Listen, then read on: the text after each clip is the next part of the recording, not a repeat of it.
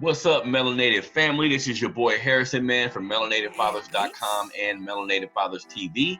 This is a brand new episode of the Melanated Convo podcast. Like I told you guys, we're going to be coming to you every Friday now. When we initially started the podcast, we would do it every 2 weeks.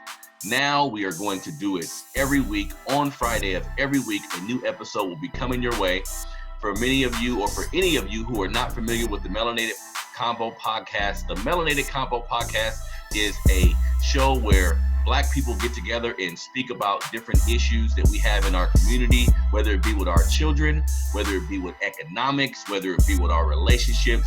We just try our best to have real meaningful conversations in the social media age with all the commentating and all the talking that we see out there. I think it's really important to our survival as a people to try our best to have productive, meaningful conversations.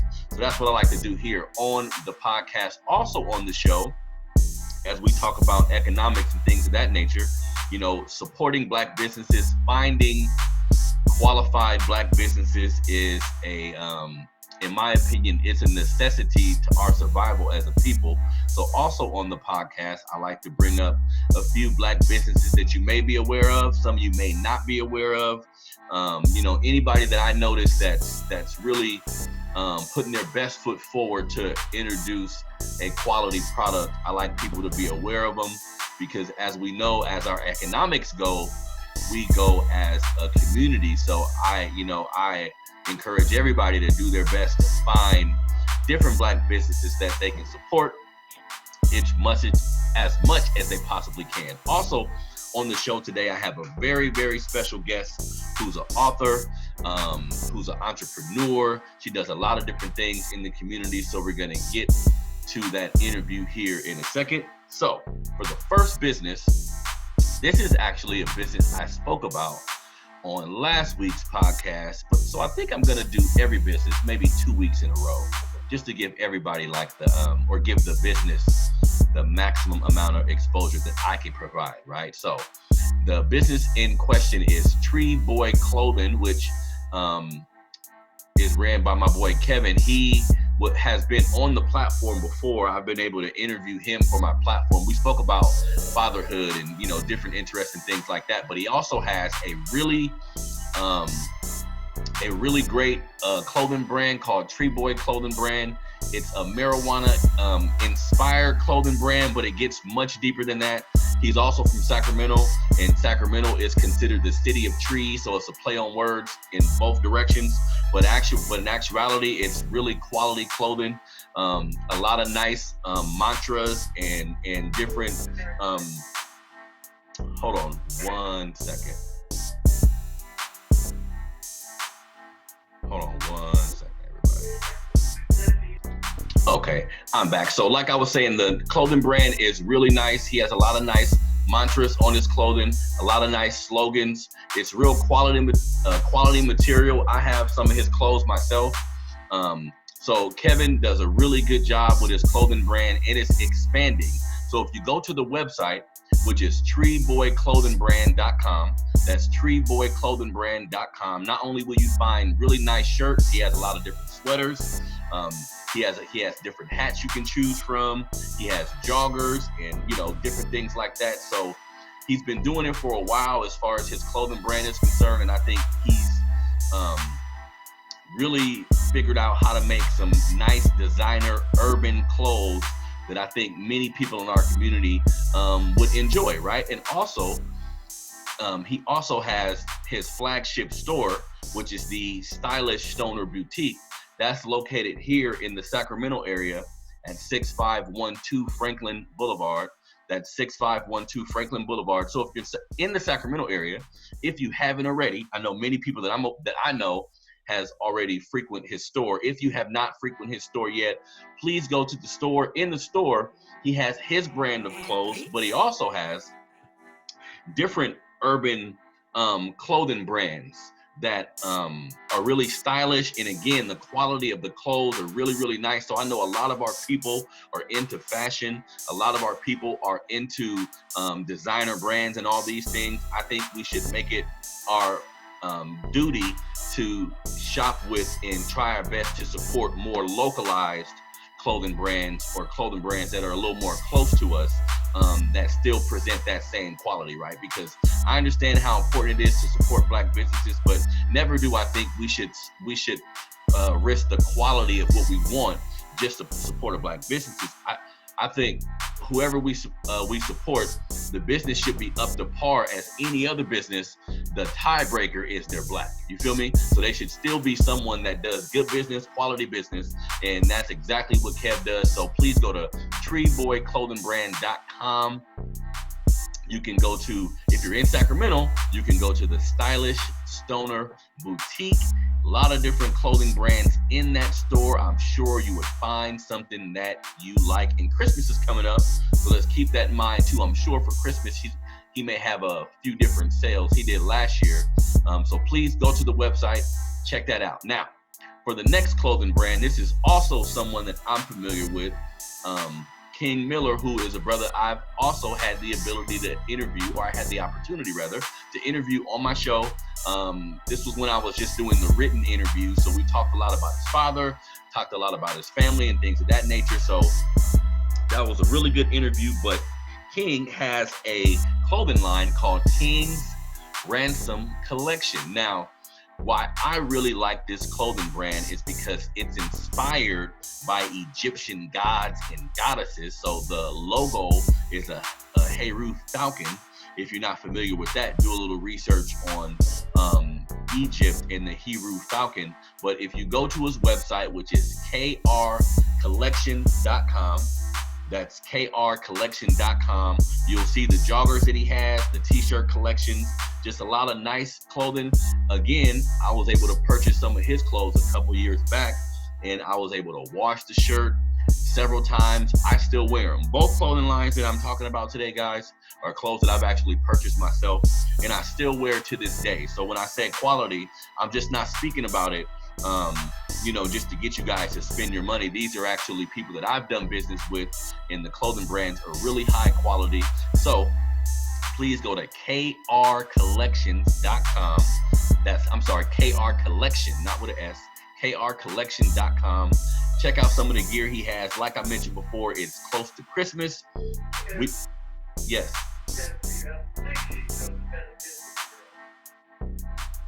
So like I was saying, please go support KR Collection. Really nice, stylish clothing brand. I think everybody would appreciate. So even if you're not interested in buying the clothes right now, please just go take a look at the clothing, take a look at the website, tell people you know about the website as well. Now, enough for the businesses for today. The interview that we're gonna do today is a sister that I came across. You guys, I'm always on different websites that have to do with Black businesses, different websites that talk about what we're doing in the community. I'm just really interested in getting as much information as I can about our people, right? I came across this sister who created a book series called Kidz Biz book series that really is an amazing thing. It focuses on entrepreneurship for our children. As we've been talking about Black businesses, we talk about, entrepreneurship, all these different things. It's really imperative that everybody in our community understands how important this is. And she kind of encapsulates that in her book series that I really enjoy. I plan on getting these books for the younger people in my family. Like I said, I think it's imperative that we support Black businesses. Not only did she write these books, she's the author of 8 books total. She's a book coach. She's a publicist. She's an entrepreneur. I want to welcome Gwen Richardson to the show. How are you doing today, Gwen? I'm fine, Howard. Thank you for inviting me. Definitely. And like I said, I was able to take a look at the press release for your books and just get into a little bit about your bio. And I thought it was really important that we kind of talk to you about your journey and learn some stuff from you if we can. Okay. Well, where do you want to start? You want to start with the Kidz Biz book series, which I think is probably a good place to start. And then I can work my way back from there. Okay. The Kidz Biz book series, I launched it actually The first one came out at the end of September. The second one came out the end of October, and the third one just came out about a week ago. And I had planned to have the first 3 installments ready for Christmas, the Christmas shopping period. And I thought of the idea in April. I helped my stepson, my husband's grandchildren are homeschooled. And I have one, the oldest one is 6. And we'll work, once a week I go in on Fridays and help with the reading. And I've been doing this for a year and a half. So over the course of having him read books and teaching him about books and introducing him to reading, I found that the books that we were reading weren't all that interesting. The topics weren't that interesting.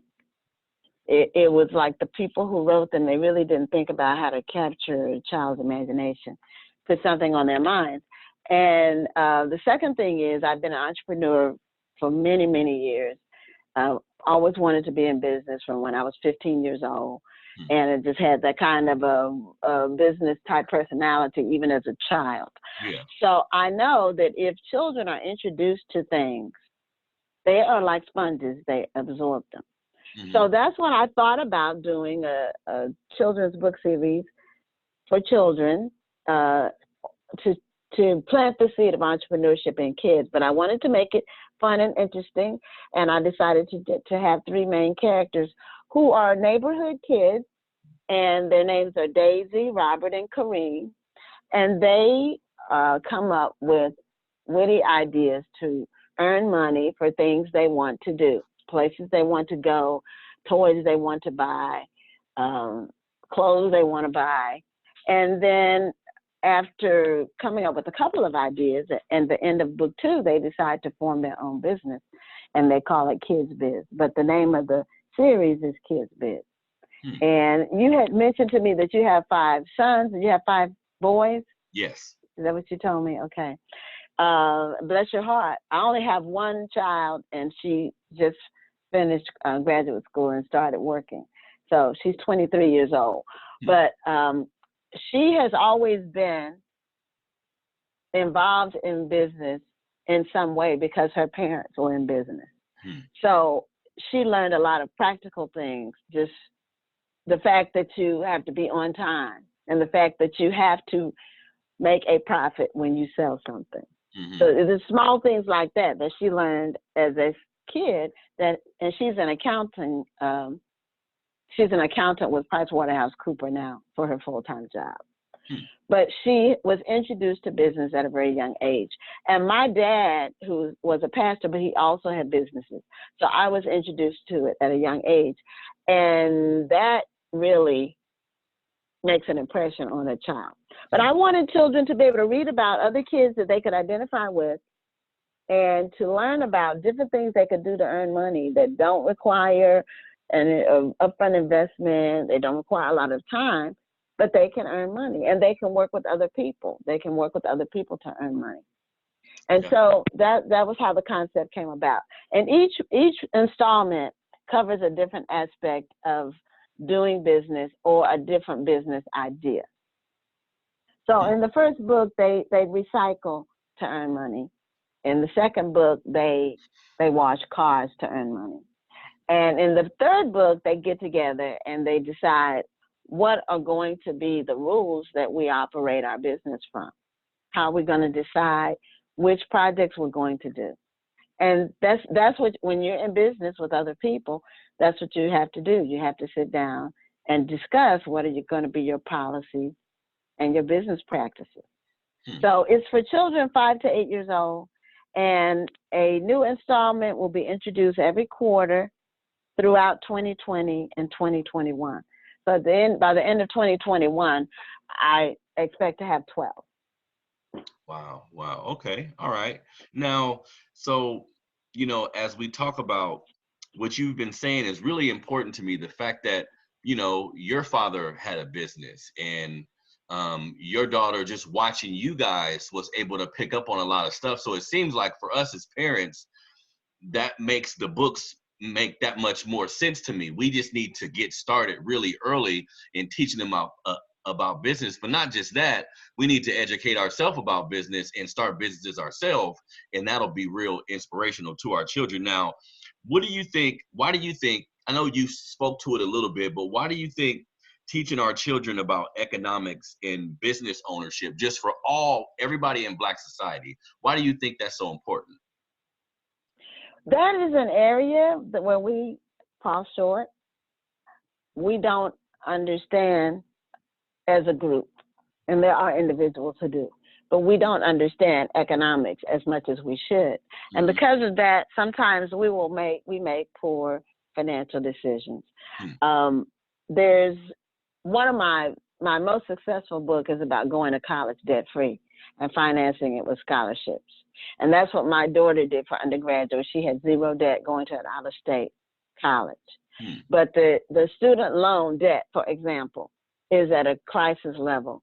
And for Black people, it's worse than it is for anybody else. And a lot of that, the reason for that is because we don't understand money. I mean, for example, if you borrow for school, this is just a very small example. If you borrow $50,000 for your undergraduate degree, total over a 4-year period, you will probably never pay it back because the compound interest will be so burdensome that the principal never goes down. And what I mean by that is that because the interest continues to grow, as long as the loan is not paid off, and the original amount is so high that even if the interest rate is somewhat low, it still continues to add on and add on. That at the end of, if you do ever pay it off, you're going to have paid back 3 times that amount. It's not 50 that you'll end up paying back. It's 150. And that's why it takes so long to pay it back, if you ever get to pay back. It now takes 20, 30 years. That's basically your working lifetime almost to pay back these student loans. And a lot of people never pay them off. You're not able to eliminate them even in bankruptcy. That's the only debt that bankruptcy will not eliminate. So even if you declare bankruptcy, you still have the student loans out there. And a lot of people who become senior citizens and still owe money for student loans, their Social Security gets garnished. Wow. That debt, in fact, the biggest growth of student debt is in people over 60. And the reason for that is because, one, a lot of the people who are older, they never finish paying their undergraduate degree. Then they go to graduate school and borrow more money, so it gets added on. But it used to be that only the student borrowed money for school. But a few years ago, they maxed the amount that a student can borrow, and they created what's called a Parent Plus loan. And this is off topic, but it's about finances. They created the Parent Plus loan, and so now parents are borrowing again. They're borrowing for their children. So now 2 generations are going in debt for one person's degree. Wow. So if your kids haven't reached the age of college, when you get there and they give you your financial aid package and they tell you, okay, this is the scholarship money, the grant money, the loan money, the money for loans is separated into two amounts, one for the student, one for the Parent Plus. And so parents are going back into debt to pay their children's college, and so they'll never pay it off. And the parents are in their 50s or late 40s or 60s, and they're borrowing again to get their children through school. It's really a crisis. So what our children need to, one, they need to learn there are ways to make money legitimately at a young age, where you can make legitimate money to help your financial situation. So you don't have to be looking for a hustle per se. You can legitimately do things to make money, and you don't have to always ask your parents for money. there are ways to make money. And they need to be doing things to engage their minds, to think about finances. And they need to learn about these things early on so that when they get to, if they decide to go to college, they'll understand borrowing and compound interest and making the better decision about a career and not borrowing a whole lot of money to get a degree in something where you're never going to make a decent living. Right. And it's important that you say that, the legit part, because I remember growing up as a young man in like an urban community, most of the kids who were making money at an early age, most of the kids who figured out a way to make money at an early age, it was all based on doing something illegal, which, as we all know, that's not sustainable. You know what I'm saying? That's not going to last long at all. And more importantly, you can find yourself in a lot of trouble. So I think figuring out a way to implant that in our minds, because the thing about it, I remember being young, because, I'm 39. I remember being a young man, people around me didn't have businesses. There weren't any business owners around me. So when it came to like business ownership and all of those type of things, it didn't really seem feasible, And as you talk, it kind of makes me realize that sometimes it's because you don't see it. If you have parents that are establishing these things and starting businesses, and, I think regardless of how successful they may become, but if they plant that seed that there's another way to make money besides working for somebody or doing something illegal, I think that can, if we all begin to figure out a way to do that, that can change our community drastically. Yes, and so I've this has been a passion of mine for decades. Having more of us in business, it's been something I've pursued and worked on and been passionate about and lived for decades. And my very first book actually is titled "Why African Americans Can't Get Ahead and How We Can Solve It with Group Economics." That book came out 12 years ago. So, but my books are on all kinds of different topics, but that's my very first book. It still continues to sell, even though some of the anecdotes are a little bit dated, but the principles never change because the principles are the same no matter what. And if we ever can get that concept, we will really just be so successful as a community. But until we get it, we will have limited success.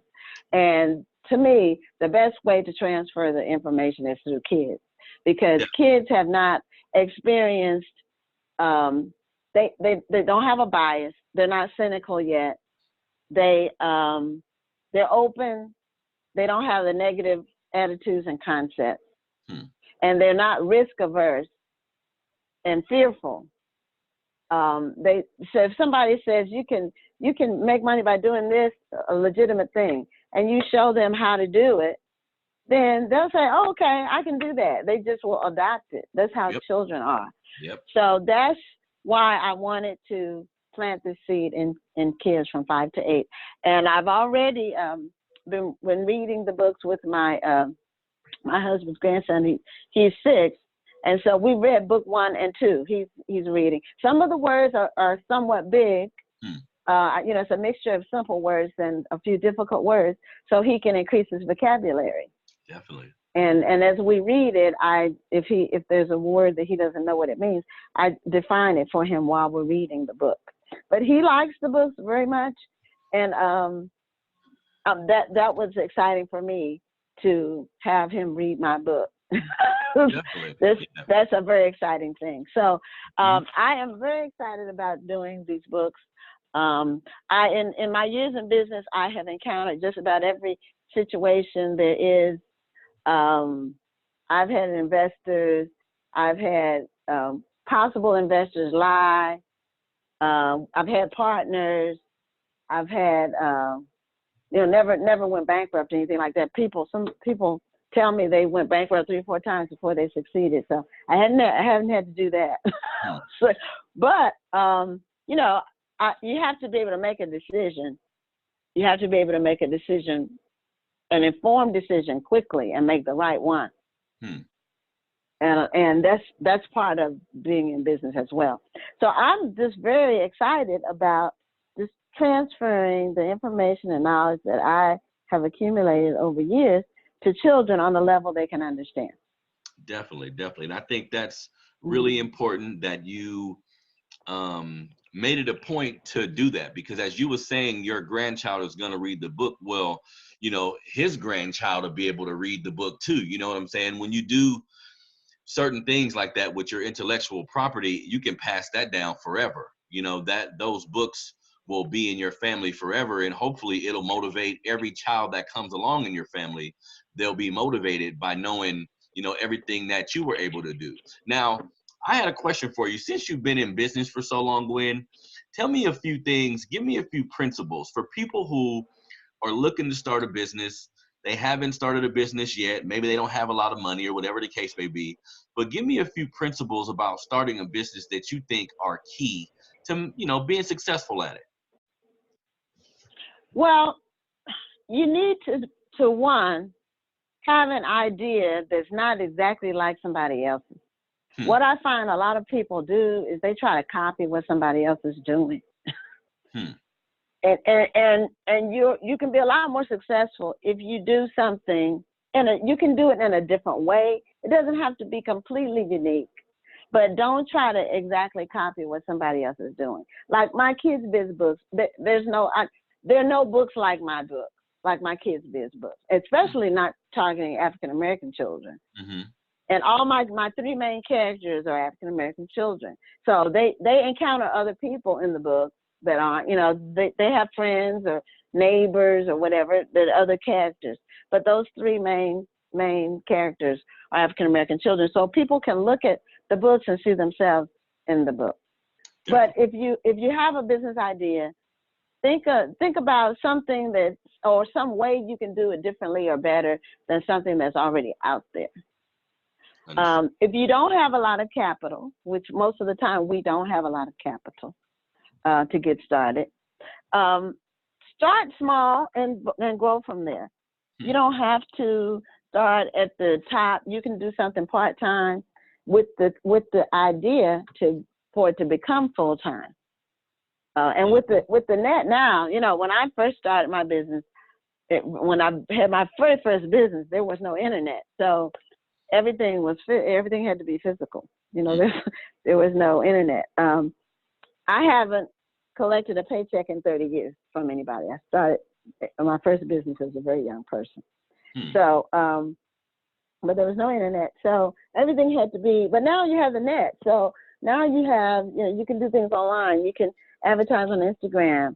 A lot of people are starting all kinds of businesses with natural hair products and ethnic clothing and things like that, because the internet offers opportunity through Instagram and social media to get your word out on the product without spending a ton of money. Because it used to cost a ton of money to advertise, just to advertise what you were doing. So that's the second thing. Start part-time. And I would really encourage people, if you have limited resources, start part-time and get your business to a point where it can make you a living for you before you take the giant leap into full-time. When I did my first business, I was married, but I didn't have children, and I was working at a job part-time, and I had my business part-time, and they were close by each other. So for 6 months, I worked from 8 to 2 at my business. Then I went to my job, and I worked till 9 o'clock at night, part-time at a job. And I did that for 6 months until I could get enough of a clientele to support me full-time. So I encourage people to do that, because what'll happen is if you go out there too soon and it doesn't succeed, then you get really super discouraged, and you might have a very negative financial consequences for you and your family. So, and the other thing, which may need to be the most important, but those other two things need to come first. Provide a quality product or service. Don't do stuff halfway. Don't go into it half-stepping. Don't devalue your customers. Answer your emails. Answer your voicemails. Respond to your customers. I run into people all the time. They have something that may be interesting. I'm interested in. I leave them a voicemail. They never call me back. I try them again. They don't call back. They don't listen to their voicemails. You're missing out on business if you don't listen to your voicemails. It's just, you're missing people. So be responsive, provide a quality service, and don't make a whole bunch of excuses for why you can't. If you can't do quality, you don't need to be in business. And quality doesn't require a lot of money. It just requires attention to detail and the willingness to provide a quality product. It's really important that you say that, because as I encounter different Black businesses, me and my wife own a business here in the Sacramento area. It seems like one of our biggest problems too is because I'm Black and you're Black, you somehow think the quality doesn't have to be there, or you somehow think there's supposed to be a big discount associated with it. I have some Black people that I've done business with that, just like you're mentioning, they don't respond to me. They don't give me the product in due time. And I understand some of these people are operating in spaces where it's primarily Black customers. So I kind of feel like, just like you were saying, sometimes we feel like we don't have to present our people with quality because they're going to buy it anyway, Yeah, and that's stupid. I was just going to tell you the truth. That is dumb, because that's not how you do business. You should always want to be the best. And I would never put anything out there that's not the very best I can do. And you don't have to have a lot of money. What you have to do, you have to have ingenuity. There's a saying that the necessity is the mother of invention. Now, I had never done a children's book. I'll give you an example. I'm an author. I have 8 books. This is actually 11. I have 11 because I have 3 of the Kidz Biz. So now I have 11 books. But I had never done a children's book. And I wasn't even sure that I could do one. But what I did was I had my concept. I had that part ready. And I knew what I wanted to say. And I know with the children's book, illustrations are the most important thing, because there's not a lot of words. It needs to be a good story, but the illustrations are very important. But I just went online and looked at other children's books. I went to Barnes and Nobles and looked at the size of the book that I wanted. I even put a little tape measure in my purse. I went to Barnes and Nobles. I looked in the children's section. I measured the size book that I wanted.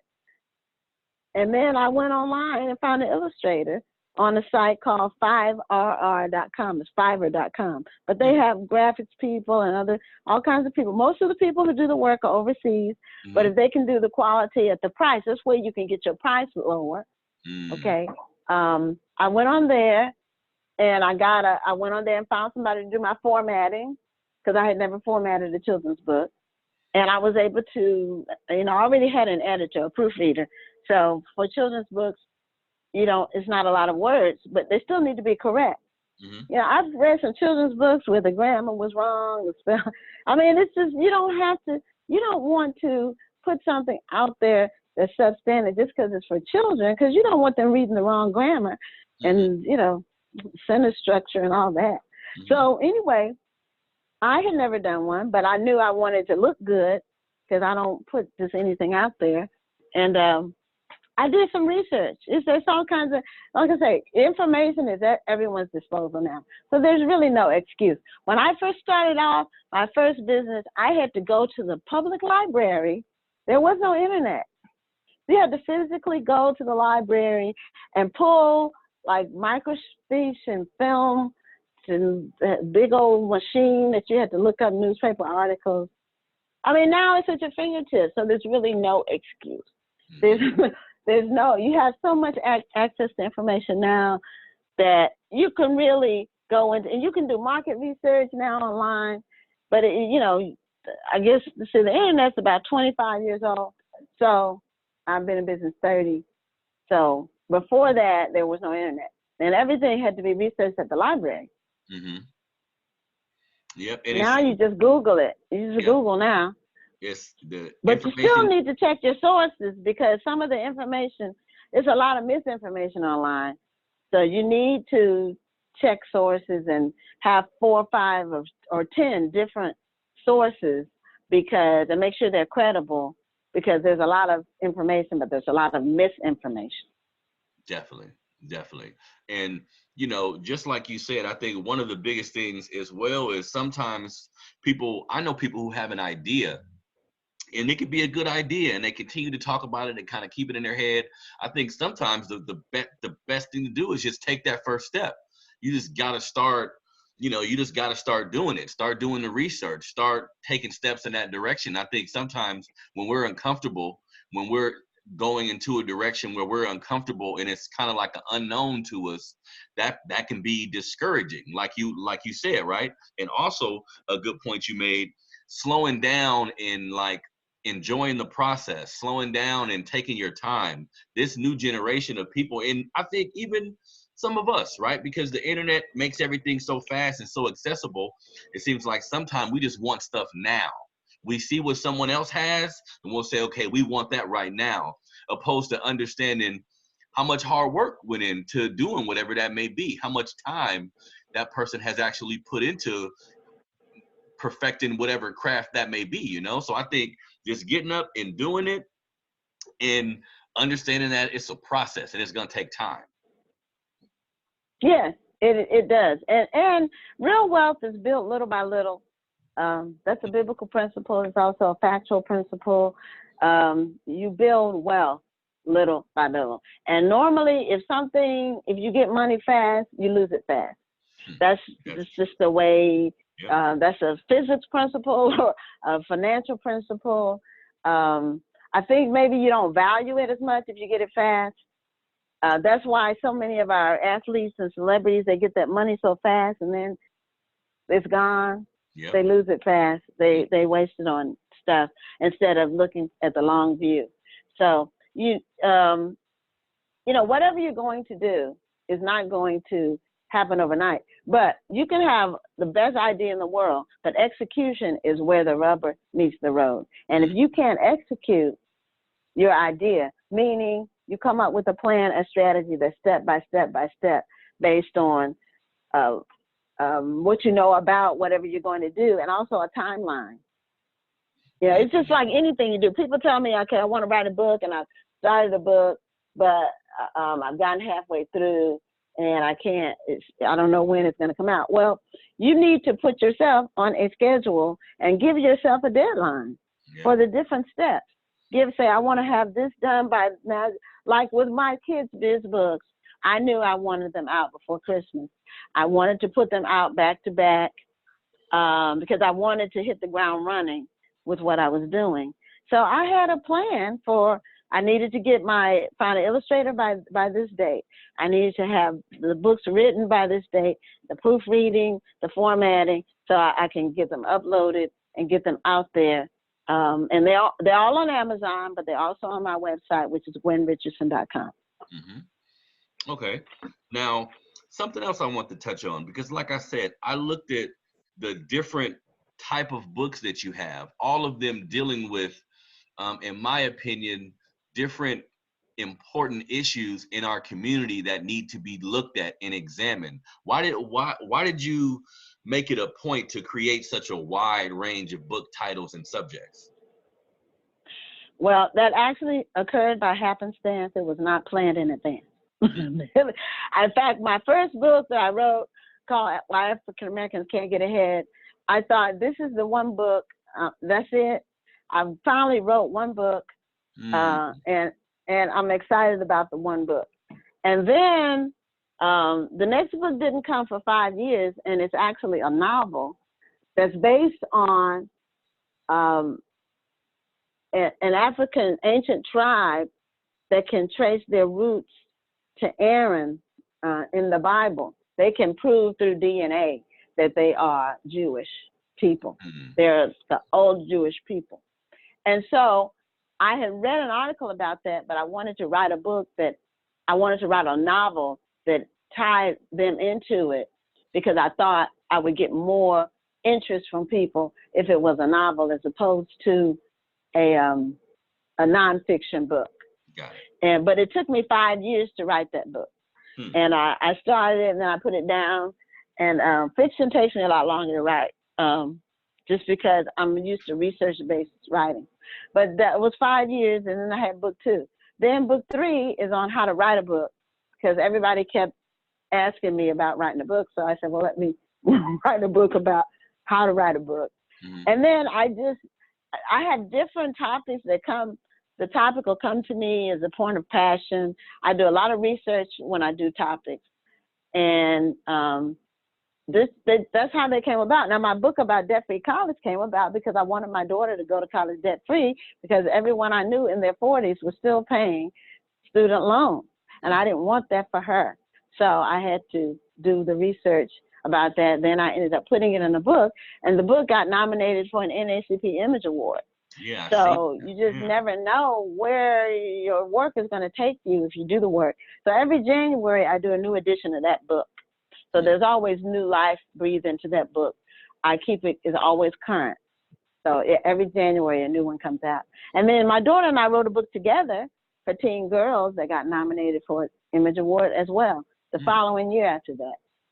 So it's 12 principles. It's called You Are Wonderfully Made, 12 life-changing principles for teen girls to embrace. Because a lot of times teen girls, I have one girl, but girls get misdirected. Normally if they get derailed, it's because of boys.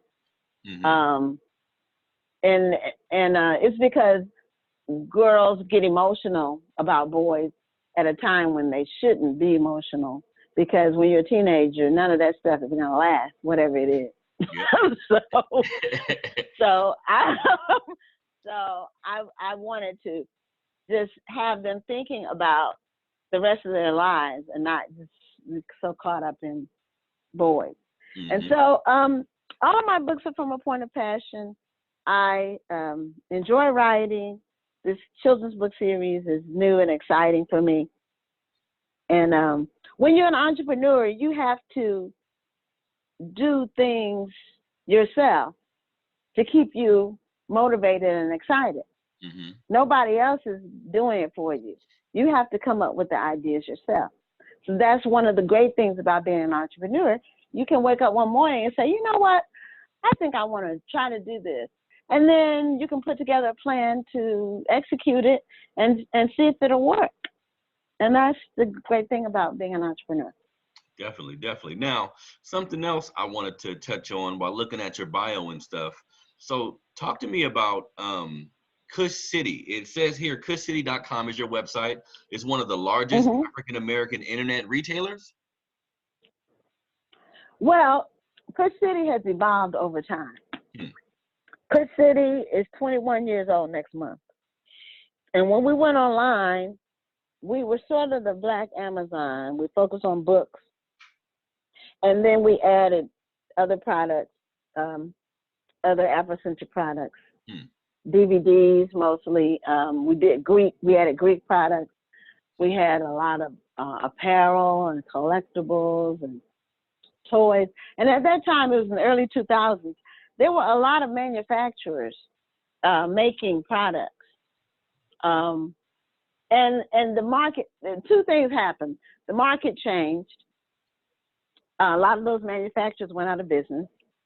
And our customers in the book space that were authors kept asking us about marketing their books, because what they found was they would write a book and they had no platform to sell it and no marketing and promotion plan to get the word out.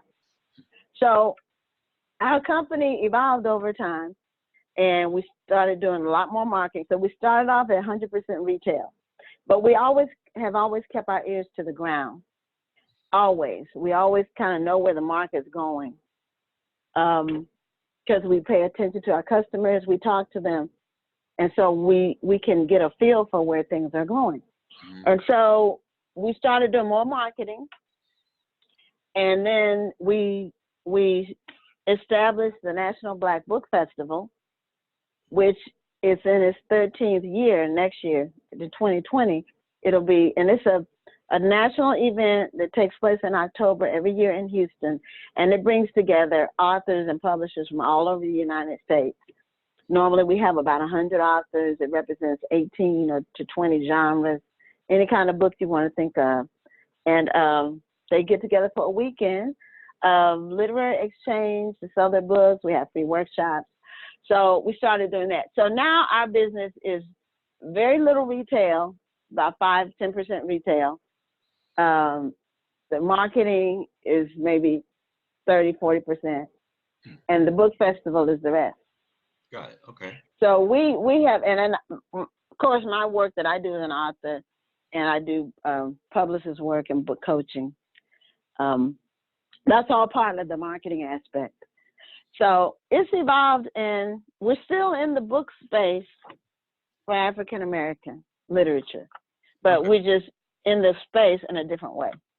Okay, and that's interesting, because it sounds like you guys made the necessary adjustments to keep everything floating, because it seems like that will be difficult whenever you start a business that's based in technology or based in like what's going on at the moment. When things change, if you don't adjust, if you don't make the necessary adjustments, you can be gone. So it's very interesting that you guys found a way to maneuver things and just keep everything afloat. Yeah, well, we listen to our customers. That's really, we always have answered our phone. We've always answered our voicemails. We've always answered emails. And so our customers, our niche tells us what they want. And we either develop programs based on what they want. We make adjustments based on what they want. And if you keep your ear to the ground, if you provide a service to your customers, your customer is always right, because they're willing to pay for the things they want. Mm-hmm. So they tell you what those things are. And so it's not that we're so smart as much as it is that we're willing to change. Mm-hmm. We're willing to make adjustments based on what the demand is. You have to respond to the demand. And a lot of people go out of business because they're not willing to do that. They just try to keep doing the same thing over and over and over and think that they're going to get a different result. Mm-hmm. Definitely. Now, one more question I have for you, Gwen, because, being that you've been in business for a really long time, being an entrepreneur, I know that's not an easy thing. I would think most of the people in our community, they get their money by working a job on a day-to-day basis. But as we've been talking about, entrepreneurship and just figuring out a way to create some type of wealth for your family is really one of the only things that's gonna, free us from a lot of the things we've been going through. But looking at Black society in whole, like everything we go through with the police, everything Donald Trump is putting out there, just watching that debacle take place. What do you think for Black people in this country? What are some of the things you think we need to focus on to get us where we need to be, whether that be socially, whether that be economically? What do you think some of the things we should focus on? Well, I think we focus too much on politics, because politics really only works for the wealthy. That's right. If you look at what goes on, it doesn't matter who gets in there. They don't help us. Yep, it doesn't matter who is in there. They don't help us. Yep. So when we spend so much energy and emotion on thinking that if we thought Obama was going to do something for us. He did, yep. Okay, it doesn't matter, because if we don't have the economic power, we really don't have power. We have votes, but they don't do anything for us.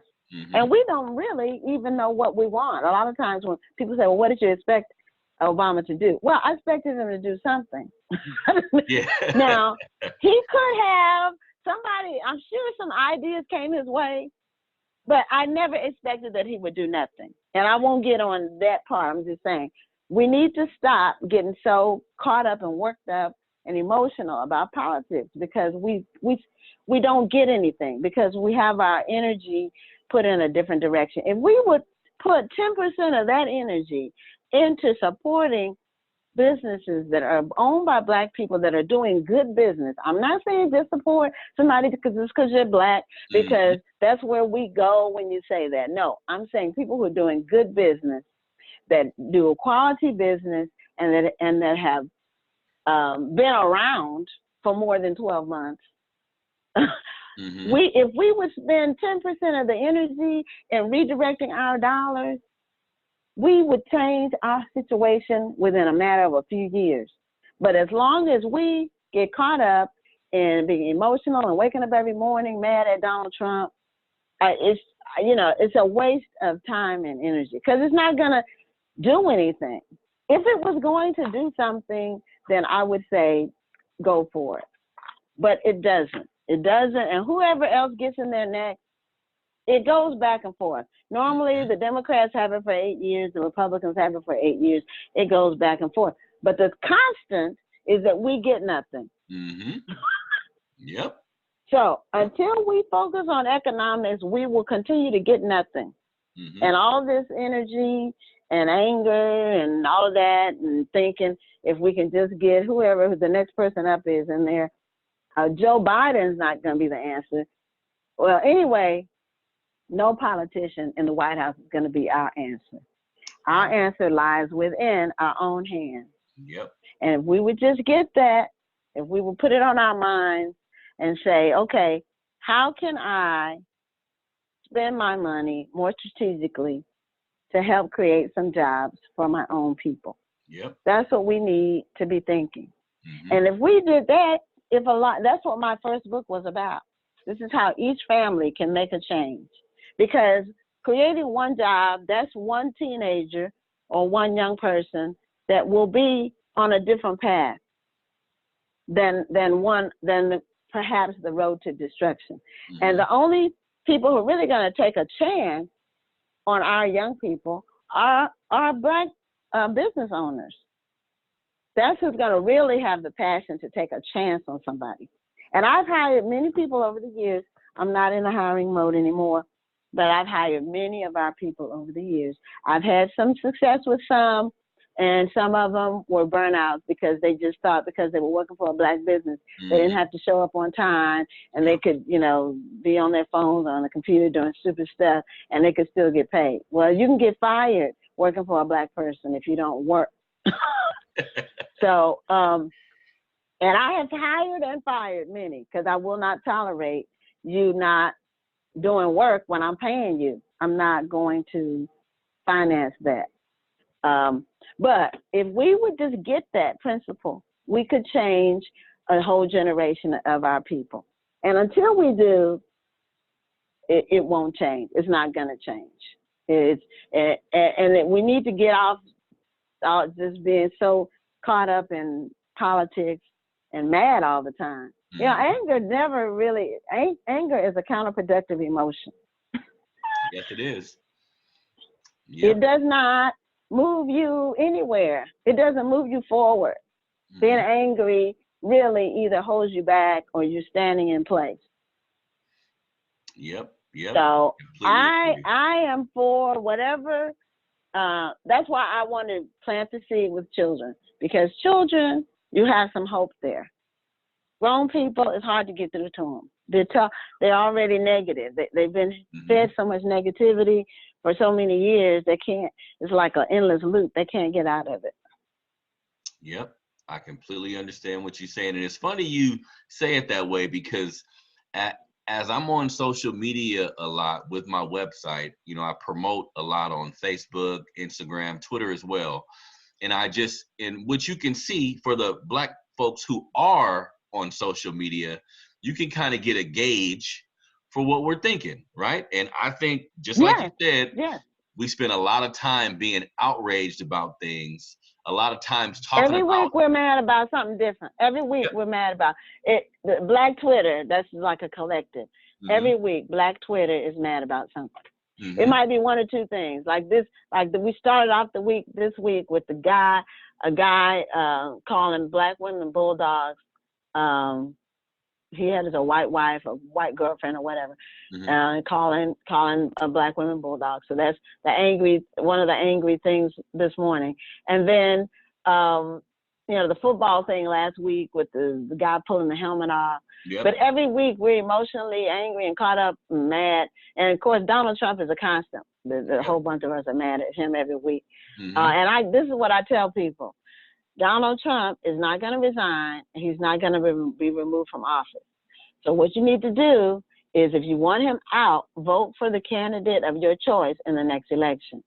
The Republicans are not going to help the Democrats remove him from office. It's not going to happen. So people getting mad every day and waking up and saying we got him now. No, it's not going to happen. That's not his personality. If you look at him, he is not going to quit because he's not going to be forced out. That's not going to happen. And so instead of wasting the last 4 years being mad at Trump, we could have created all kinds of jobs. But we spent the last 4 years being mad at Trump. I mean, not me and you. I'm saying black people in general. Yeah, it's just like a waste of energy waking up every morning hating Trump. Anyway, I believe that if we can get together with economics, we will change our lives and change the whole world. It would just be a whole life-changing thing. And young people are our hope for the future, because these older heads and grown people, if they're over 21, they're probably already caught up in negativity, and it's very difficult to reach them. And the older they get, the more difficult it is to reach. Very true. Very true. I think looking within can always be the best solution. Yeah, I hear what you're saying, and it just seems like a lot of times we're just always looking outside of ourselves. We're this cancel culture now, like you're saying, every week is something different. We're canceling this person for that reason. We're canceling that person for that reason. Where really you should be focused on yourself, focused on what you have to do, focused on how you can make a difference. If you don't like, I tell people all the time, if you don't like what you're seeing, tweeting about it isn't really going to help. Going online and saying something about it, that's not really going to help. You need to figure out a way to help out. Figure out a way to start a business. Figure out a way to be a part of the solution. Exactly. If you're not part of the solution, you're part of the problem. And we go back, and somebody said one thing 10 years ago that we didn't like, and then we want to go and bash them. Good grief. Okay, unless a person is mute, meaning they cannot talk, they have said something over the years that you might not agree with. That doesn't make them a bad person. That just means their opinion is different than yours. And they have a right to it. So, every week it's 2 or 3 things that we get caught up in and mad about. And by we, I mean black people collectively. Yes. And I just wonder, it happens every week. It's like Monday is the jump off point. By Friday, it's kind of run its course. And none of the stuff really lasts more than a week. It might last for a few days. But that's why I don't get caught up in and then people call for a boycott every time somebody says something or whatever. They want to boycott them. Okay. What we've done over the decades is we've boycotted black-owned businesses. That's what we've done with our action, by withholding money. Yep. And what we need to do is stop that.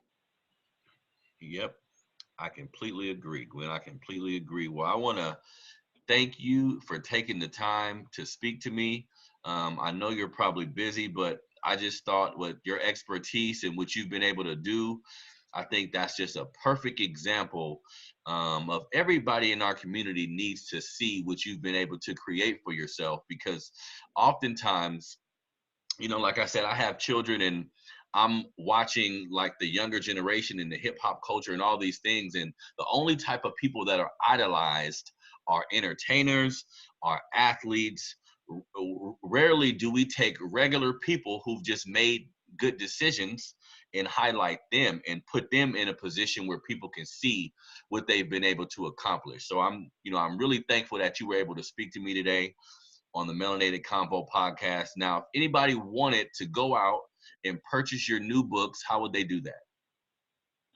My Kidz Biz books are all available on Amazon. They also are on my website, which is GwenRichardson.com. And if they buy them directly from me, not only do I get a bigger percentage of the amount, because Amazon takes a big cut out of authors' books. I just want to put that out there. They also get autographed copies if they buy them from me. And they can purchase a set of the first 3 books at a discount if they buy them directly from me. And I will ship them to, like, if they want to give it to a gift, they get the books 1, 2, and 3 in a package, and they're autographed, and they get a discount on the set of books. Now, so it's great holiday gifts. Definitely make a great holiday gift. I'm going to make sure I continue to talk about the books, so people can go out and get those books for Christmas. I think, I've even gotten to a point, Gwen, where if there's younger people in my family, I'm hesitant to get them like toys for Christmas, right? Like a little toy that they're going to break eventually.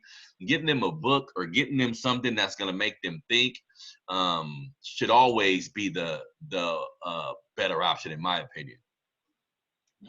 Yeah, they play with those toys for a day or two, and then they're in the corner somewhere. Yeah. So, and now they cost a lot of money now. Yeah. I guess video games, they might play with those, but I'm not. I think they need to get off these video screens and do things that are more interactive. Yep. Definitely. More tactile. Definitely. Paper. So. But good luck to you with your 5 boys. And what are their ages? I have from 23 to 12. So from 12 to 23. Okay. All right. Well, bless your heart. Like I said, that's a lot of children. I mean, in today's society, I only had the one, but I did actually help my husband raise his 2 sons. But they were 10 and 12 when we got married. Yeah. And then they're grown men now. The one's I think they're 38 and 36 now. So I did help him raise the 2 of them. And then his youngest son, that's who I'm helping to homeschool. Got it. Okay, cool. Well, I appreciate you speaking with me today. So everybody out there, man, please do me a favor and go to her website, check out some of her books. If you're a person who doesn't have a kid, go to her website. I'm sure one of the books she's written will be of interest to you. She has a really, really interesting take on things. I think everybody should at least open their minds and just give her a shot. You can connect with me at melanatedfathers.com. You can connect with me on YouTube at Melanated Fathers TV on YouTube. The podcast will be on the YouTube channel. The podcast will be on the website as well. You can also find it at Spotify. So everywhere podcasts are available, you should be able to find the Melanated Convo podcast. And like I said, man, we need to do our best to just have productive conversations. I know it's a lot of stuff always going on, just like me and Gwen was just talking about, but we need to figure out a way to focus in and take the things that are important so we can not only improve ourselves, but we can improve our families as well. So this has been another episode of the Melanated Convo podcast. I want to thank everybody for joining. You can find our Instagram page is Melanated Fathers 100 at Instagram. You can find us there. Thank everybody for tuning in. We out.